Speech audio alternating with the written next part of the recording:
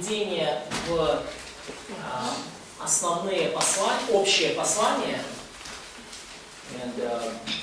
Мы их назовем, так, давайте сейчас посмотрим, какой есть общий термин.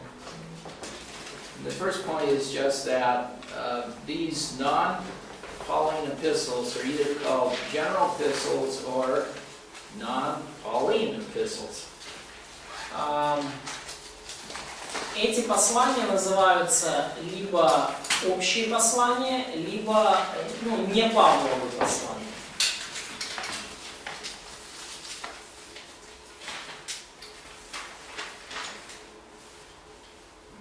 I've shortened this, so you'll just have to follow along. The second point. Второй пункт. Это был первый пункт. Эти послания, которые не написаны Павлом, да, их называют общими посланиями. Или не Павловые, но это более лучше на английском звучит. The authors are James, Peter, John, Jude, and whoever wrote Hebrews. Пункт второй в введении в общее послание. Авторами послания являются Иаков, Петр, Иоанн, Иуда и автор послания к евреям, кто бы он ни был. Авторами общих посланий являются Иаков, Петр, Иоанн, Иуда и автор послания к евреям, кто бы он ни был. Пункт 3. A distinction of these books is that, except for Hebrews, they're named after the author rather than the recipient. Отличие этих книг в том, что они, кроме послания к евреям, в том, что они названы по имени автора, а не по имени получателя. Отличие этих книг в том, что кроме послания к евреям, все они названы по имени авторов, а не по имени получателей, как в посланиях Павла. Отличие этих книг в том, что кроме книги к евреям, они названы по имени авторов, а не по имени получателей, как послание Павла.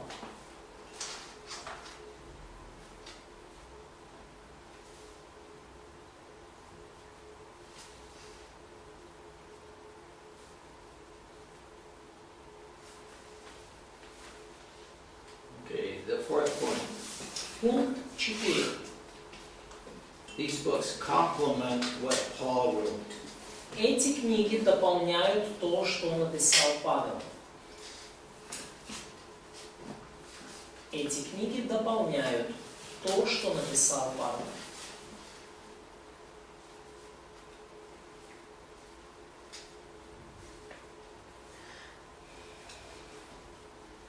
They give perspectives and information that broadens our knowledge of spiritual truth. Они дают нам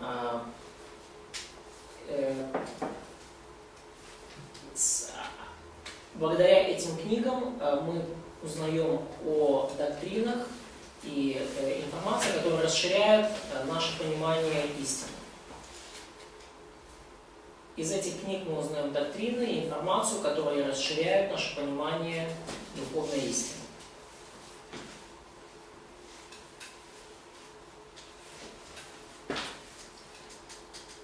It's a little bit like the four Gospels give various perspectives of Christ. Here we have various perspectives of the church. И точно так же, как 4 Евангелия дают нам разные взгляды и точки зрения на Христа, таким же образом эти послания дают нам разные точки зрения на церковь. But they complement, or that is, they support each other. Но они дополняют друг друга и поддерживают друг друга таким образом. Fifth point. Пункт 5. Except for James, these epistles were written close to the time of Paul's death. Paul's death. Death. Okay. За исключением послания к Иакову, остальные послания написаны примерно в то же время, когда случилась смерть Павла. За исключением послания к Иакову, все эти послания написаны в тот же период, что и смерть Павла.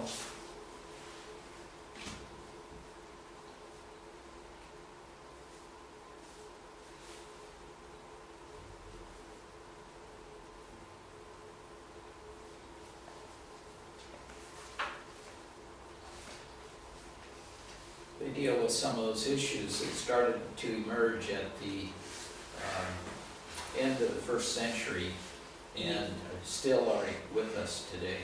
И там говорится о проблемах, которые начали возникать уже в конце первого столетия и все еще остаются актуальными сегодня. Там говорится в этих посланиях о проблемах, которые начали возникать ближе к концу первого столетия и остаются актуальными сегодня. So we'll see that especially in 2 Peter and in Jude. И мы особенно это видим в книгах второе послание Петра и послание к Иуде.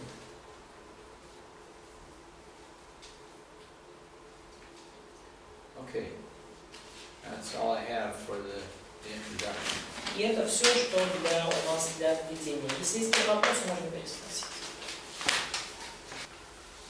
Okay, any questions about that? Есть ли вопросы на этот счет? All right. At this time, normally I would teach James, but we're going to skip, or Hebrews, but we're going to skip Hebrews. Обычно после этого вступления я начинаю преподавать послание к евреям, но в этот раз я пропускаю послание к евреям и перехожу прямо к Иакову. I'm just going to say one thing because I can't help it.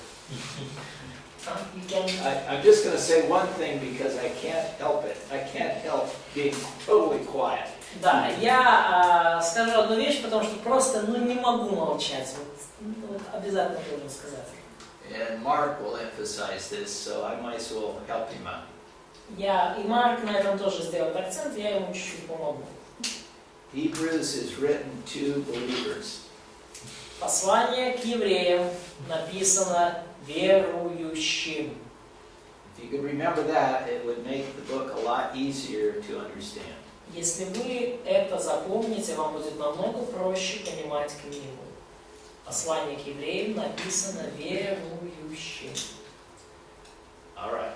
Хорошо. James. Послание к Иакову. Послание Иакова. The title. Название. Title is after the author. Название книги происходит от имени автора.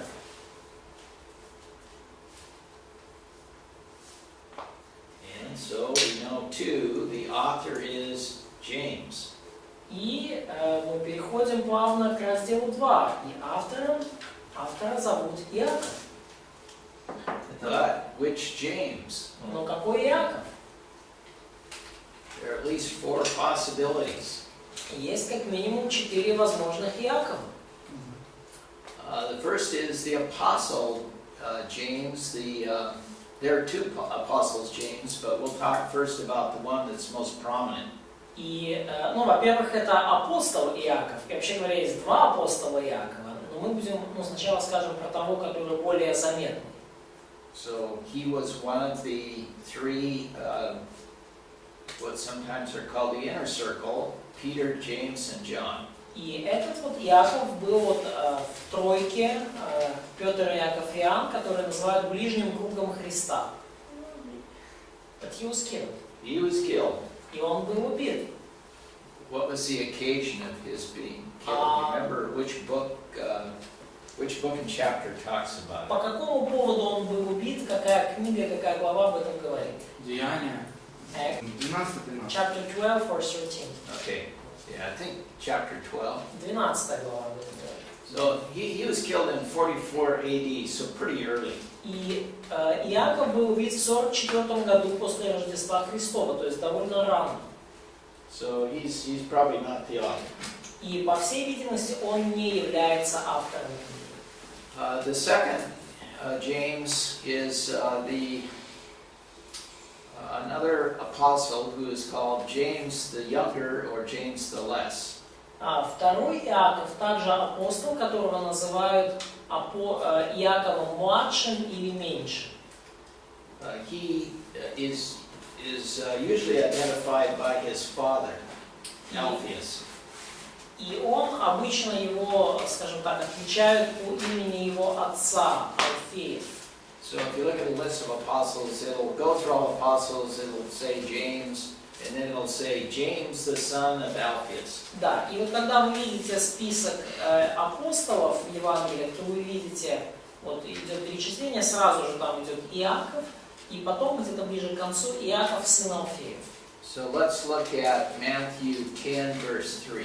Давайте посмотрим Матфея 10 глава, 3 стих.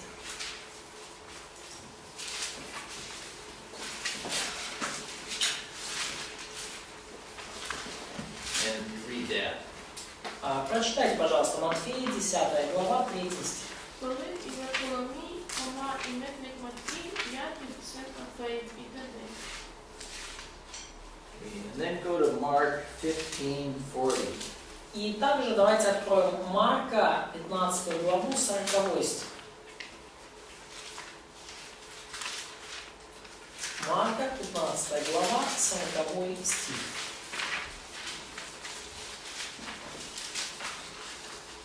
Були ж жінки, що дивилися здалека, між ними Марія Магдалина і Марія, мати Якова молодшого, та Йосії і Соломія. Okay. So there it calls him, names his mother and says the mother of James the Less, or it could be either little in stature or young, but anyway, it identifies him as James the Less. Ну, и вот здесь упомянута Мария, его мать, и он здесь назван как меньший, ну, неясно, или меньше по возрасту, или меньший, так сказать, по габаритам. Вот. Но так или иначе, вот, ну, имя его было меньше. And by the way, the Catholics say that this is the James that is called the Lord's brother. И католики говорят, что вот so this is James in 1513. Yeah, this James was, they equate with the list of his brothers where it says James. Ну, то есть они говорят, что вот это вот брат, ну, тот, который, ну, брат Господа, брат Христа, half brother. Yeah, and then they say that this James was really a cousin of Jesus. Jesus didn't have a brother because they have a doctrine that Mary never had any children after Jesus. Вот, и они говорят, что вот этот Иаков, он был как бы двоюродным братом Христа, потому что он не мог быть родным братом Христа по Марии, потому что, ну, результативно, что Мария, она ж, ну, никого вообще, ну, не рожала после Христа, и поэтому он не может быть родным братом, поэтому он двоюродный. Почему двоюродный, если сводный? Why he's a why he's a cousin if he's a half brother? Yeah, well, that's the problem because brother is never means cousin. Да, вот в этом и проблема, потому что брат никогда не значит двоюродный брат. And they just say, well, no, he just means relative. Ну, и они говорят, ну ладно, брат, это просто значит родственник. The third possibility is James, who is listed as the father of Judas, who was not Iscariot. Третья возможность, что это Иаков, который назван отцом Иуды, не Искариота. But he is just, he's not mentioned in the Bible other than the father of this apostle. Но он нигде больше в Библии не упомянут, кроме как отец вот этого сына апостола. So it's doubtful that he would be the author. И очень сомнительно, что он мог бы быть автором послания. And the fourth possibility is James, who is the half-brother of Jesus. И четвертая возможность, что это Иаков, который сводный брат Христа. And he is referenced several times in the Bible. И он упомянут в Библии несколько раз. And let's look at Matthew 13:55. И давайте посмотрим на Иакова, на Матфея 35, yes? 13:55. 13:55. Матфея 13:55.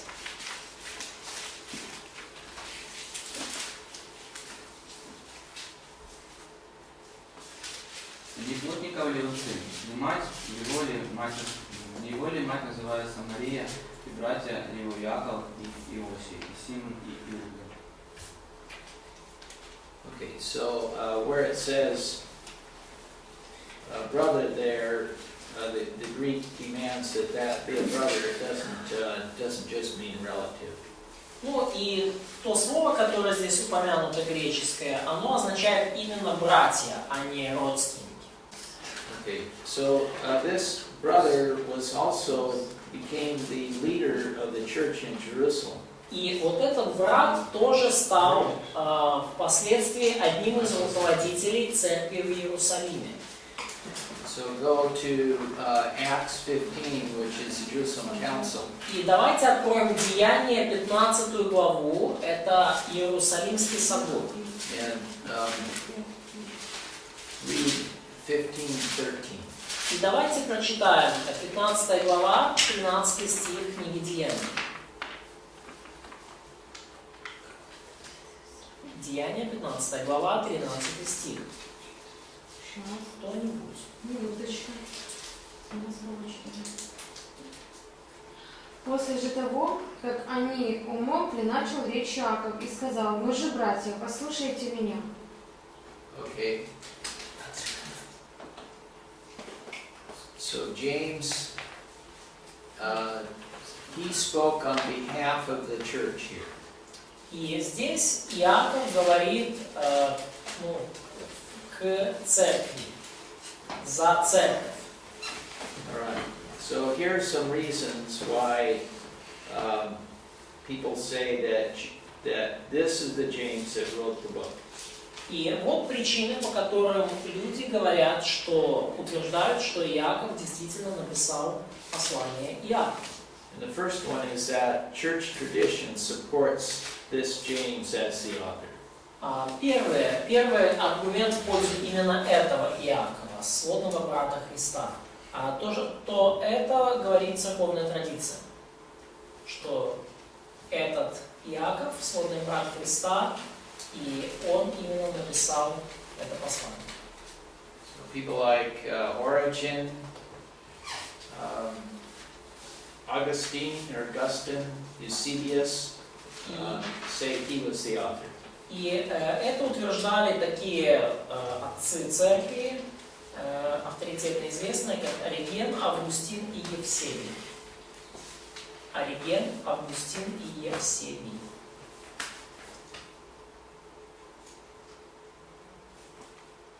Second, Второй. he was a recognized leader in the Jerusalem church, therefore he had recognition and position to write such an epistle.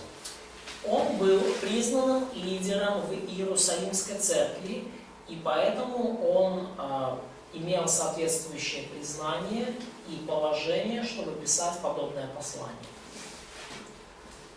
Иаков был признанным лидером в Иерусалимской церкви, и потому он имел признание и положение, чтобы писать подобное послание.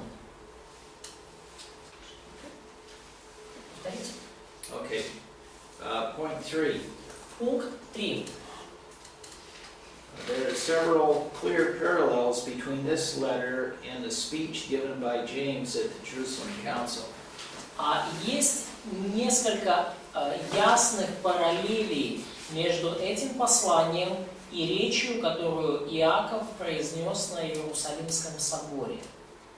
Есть несколько очевидных параллелей между его посланием и речью, которую он произнес на Иерусалимском соборе. And I want you to look at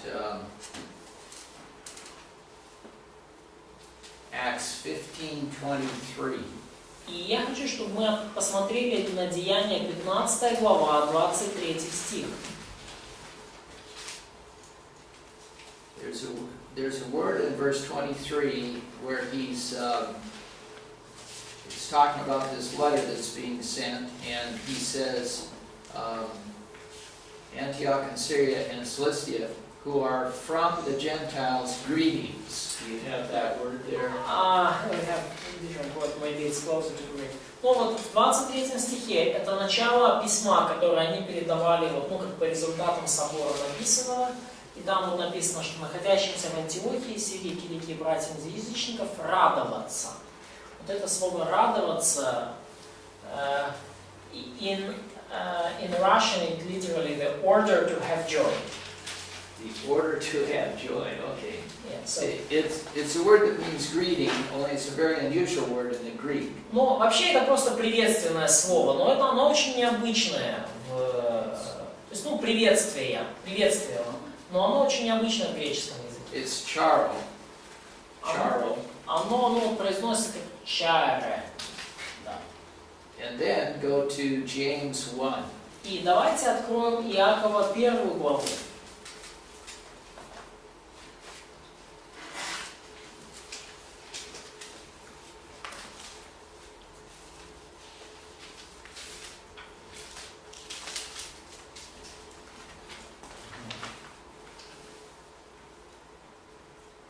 Первая глава, 1 стих.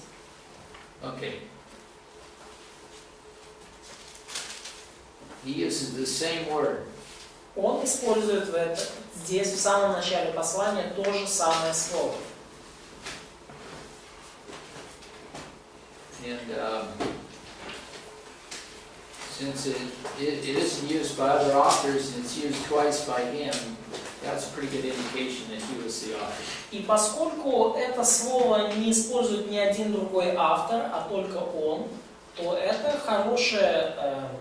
хороший знак и хороший довод в пользу того, что действительно Иаков является, вот именно этот Иаков является автором послания. Okay. The fourth point. Пункт 4. This book has a Jewish character to it. Пункт 4 все там же, то есть в доказательствах то, что это Иаков, прав Иисуса. Книга имеет явный еврейский характер.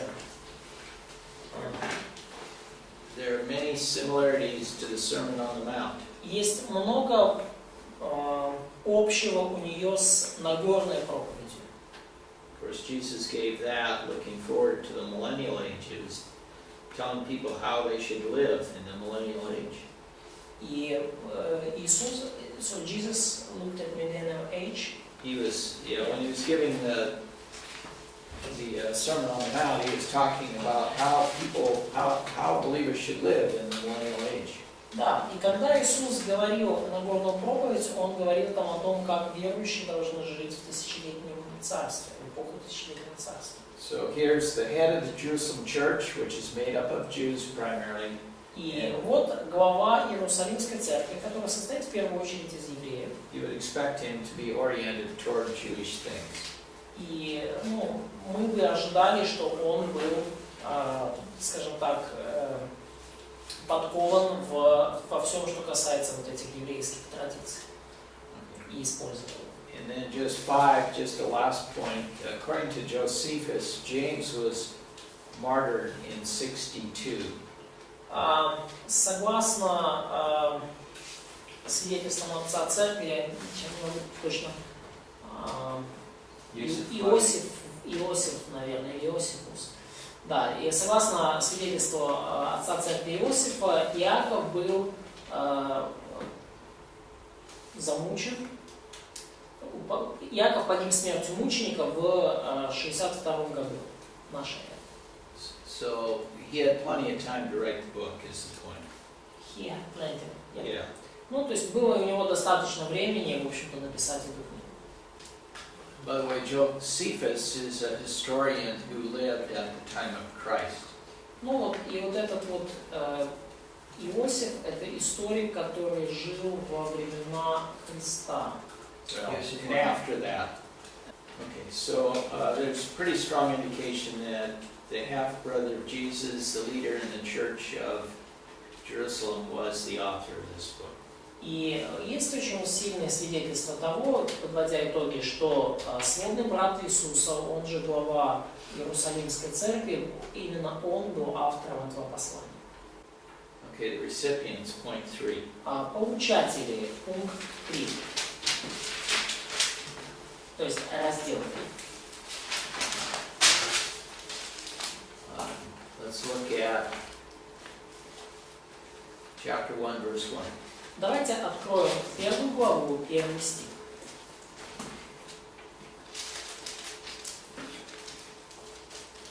Як раб Бога і Господа Ісуса Христа, 12 племенам, які в розпорошенні, вітаю я вас. So, who are the recipients? Кто здесь получатели? Jews. Jews, Jewish believers. Да, еврейские верующие. По поводу Иосифа этого, Виталий прав, это Иосиф Флавий, римский историк. Это не отец церкви. Согласно его свидетельству, в 62 году я такой.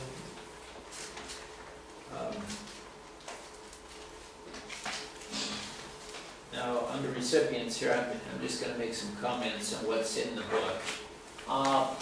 В разделе получателей просто я сделал несколько комментариев касательно содержания книги. In this book, we don't find well-developed doctrines of the church like we find in some of Paul's epistles. В этой книге мы не находим какой-то развитой доктрины о церкви, какую мы находим в посланиях Павла. В послании Иакова мы не находим развитой доктрины о церкви, которая есть в посланиях Павла. This mystery of one body made up of Jews and Gentiles was not yet understood by the church. И вот эта тайна одного тела, образованного из язычников иудеев, еще на тот момент не была понята церковью. Церковь ее еще не поняла. Идею одного тела, состоящего из язычников и иудеев, церковь на тот момент еще не поняла.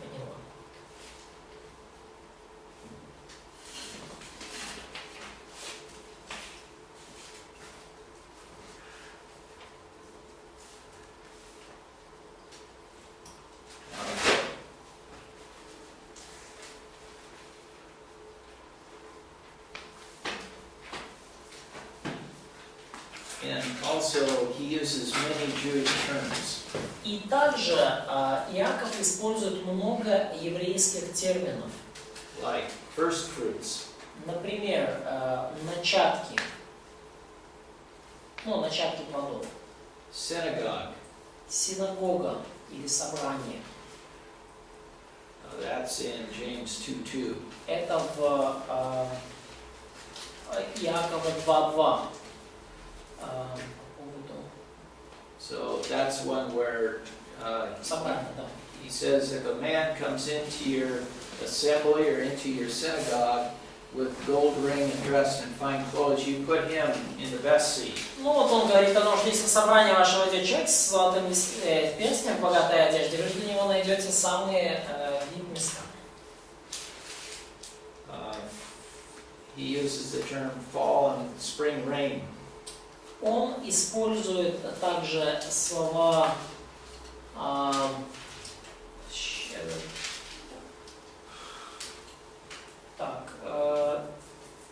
дождь ранний и поздний.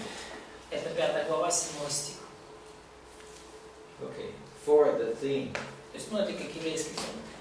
И для него терпит долго, пока получит дождь ранний и поздний. 4 раздел. Тема. Main premise. Главная тема. Главная идея.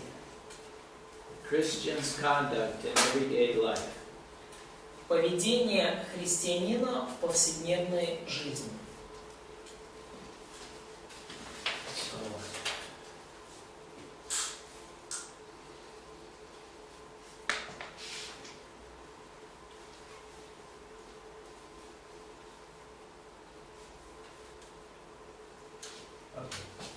Поведение христианина в повседневной жизни. So let's think about these 3 phases of sanctification or salvation. Давайте подумаем об вот этих 3 фазах спасения или освящения. here's phase one, when by faith we accept Jesus Christ as Savior. Вот фаза 1, где по вере мы приняли Иисуса Христа как нашего Спасителя. Phase 3 is when we go up to meet the Lord. И вот третья фаза, где мы вознеслись, чтобы встретиться с Господом. And phase 2 is everything in between those two. И фаза 2 – это все, что происходит между фазами 1 и 3. So like the book of Hebrews, that's what James is talking about. И точно так же, как и книга к Евреям, вот именно об этой же фазе говорит и Иаков. So here we become a believer by what? Здесь мы стали верующими через что? Как? Через By faith. By faith. По вере, да. And faith in what? По вере во что? Христа. In Jesus. Okay. So the value of faith is the object of the faith. То есть, понятно, ценность веры в объекте веры. Every atheist have faith. Ну, потому что даже атеисты во что-то искренне верят. Okay. Now, we live by faith. Но мы живем верой. And what's the faith in here? И что what's the face? Да. What's the object of faith Да. И here? какой объект веры здесь, во второй фазе? Да. Actions. Тот Works. Тоже Христос. же The object is the same. Suggest, assumed, certain.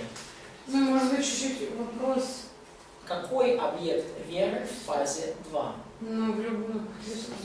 Still Jesus. Still Jesus. Well, it's more than just Jesus. Но уже не больше, чем просто Христос. We have faith in the Word of God. У нас уже здесь есть вера в Слово Божье. Okay. So, Hebrews chapters 3 and 4. Евреям 3-4 глава. Do you know what that is? Вы знаете, что там? Ну да, 4 глава говорит о субботе. правильно. Chapter 4 tells about Sabbath and the rest. Well, chapters 3 and 4 give the example of the Jews in the wilderness.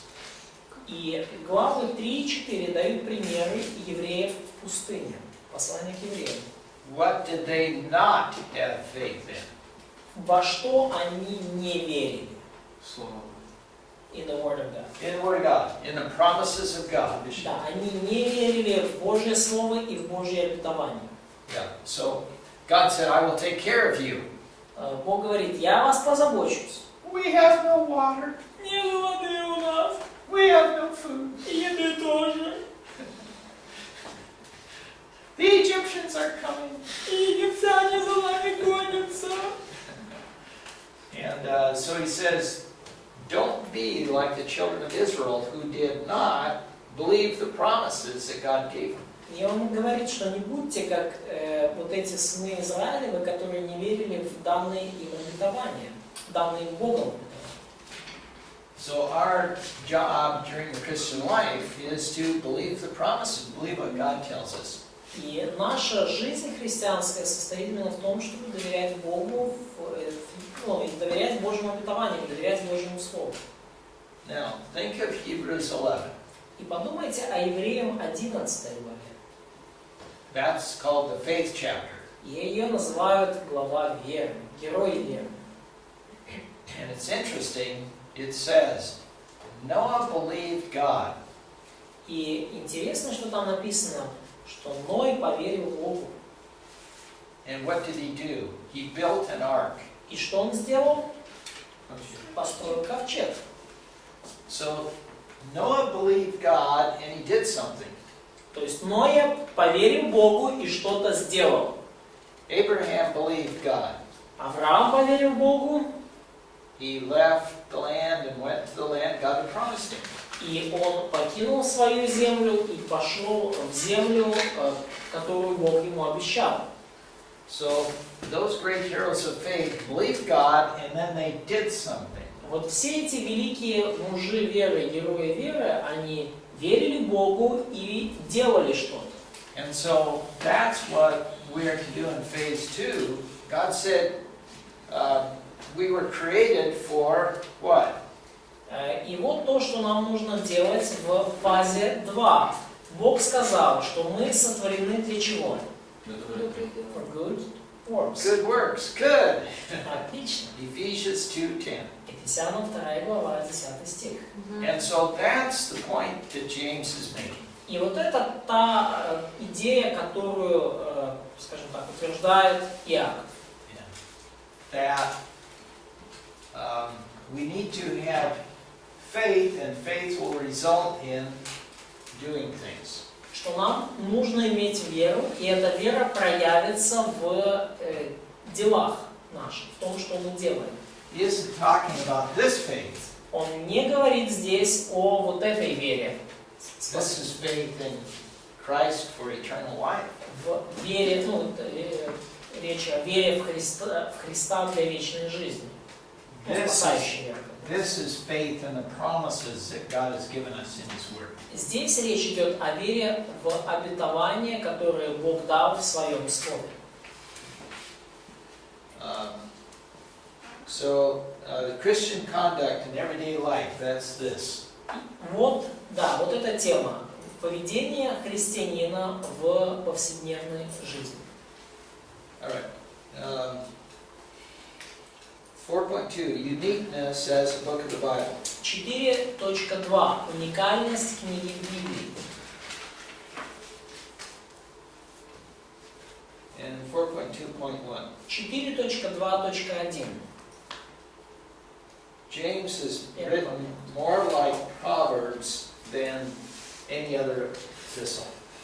Иаков пишет в духе притч, книги притчи, более чем любое другое послание. То есть, иными словами, книга Иакова больше похожа на книгу притч, чем любое другое послание. Книга Иакова больше похожа на книгу притч, чем любое другое послание, можно говорить, Нового Завета. 4.2.2. 4.2.2. Это второй пункт в разделе уникальности. There are many similarities between the Sermon on the Mount and the book of James. Есть очень много общего между Нагорной проповедью и посланием Иакова. Есть очень много общего между Нагорной проповедью и посланием Иакова.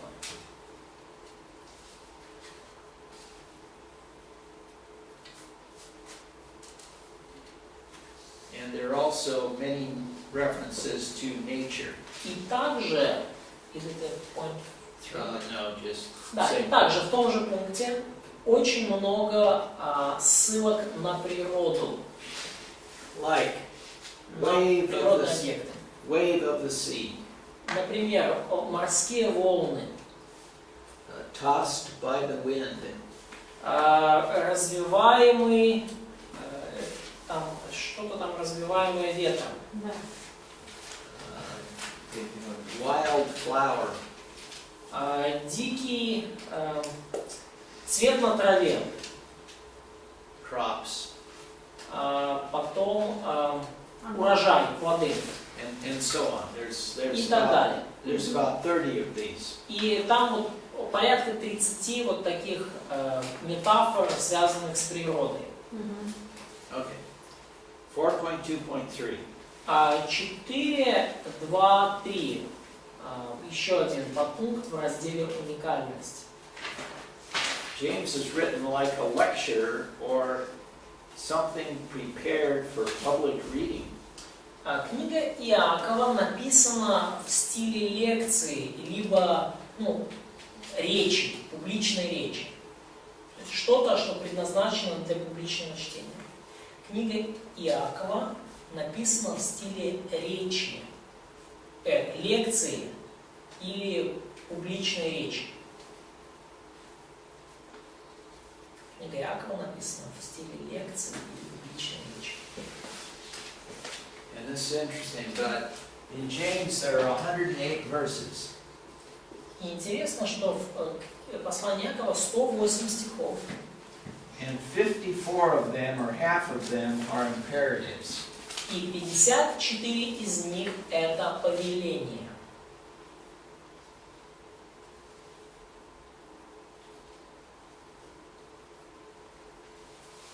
из 108 стихов это повеление. So that's very unusual. И это очень необычно. He writes in very short sentences and very direct sentences. Иаков пишет очень короткими прямыми предложениями.